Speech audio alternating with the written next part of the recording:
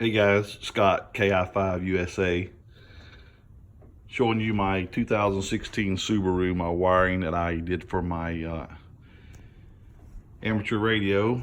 I've got a Yaesu FTM 400DXR coming, and I went ahead and pre-wired my car, getting ready for that. And if you notice, I've got everything connected. I've got my fusible link right here. I ran 8-gauge wire and put it in a loom. This wire here is my ground, and I've also got it fused, and it's going to the terminal where all the negative for the battery is connected. And then I've got my loom going down into my firewall. And you can't see down there, it's really dark, but there was a rubber grommet that I was able to get the wire to go past, and then I also put some rubber around the wire just in case, just to make sure that it wouldn't ground out or rub, and then put some silicone around that to kind of keep it watertight. I've got a loop in my wiring here so that water doesn't build up. Also have one down there. Let me come over here and I'll show you my antenna. This is a Comet RS730 universal mount with a Comet antenna. I don't know what the model number is. It's a 680 SB. I meant to buy a, it came as a UHF mount, and I meant to buy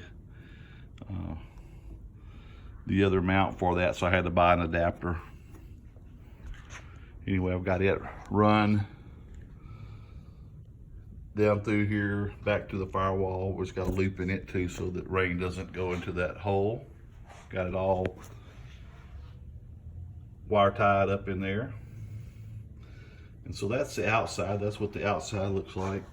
You notice I modified my battery cover so that when I put this back on there, everything fits nice and snug, keeps everything protected. But that is my outside install. I've got an 80 amp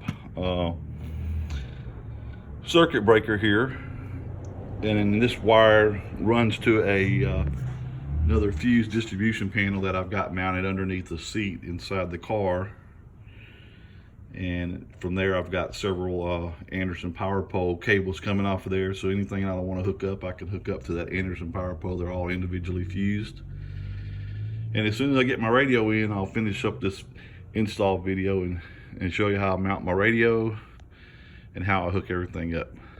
Anyway, hope you enjoyed, hope it helped somebody. I will say that on these Subarus, there's hardly any access into the inside of the car, and also in the dash panel, it's very hard to run anything into these cars. So where I ran the cable into the firewall is next to the wiring harness. And like I said, I was able to get the cable through there, just pushing the rubber back a little bit. And like I said, I put another piece of rubber around it to keep it from shorting out. But the metal that's inside that firewall is kind of rounded, so I don't think I would have had any problem, but I just wanted to make sure.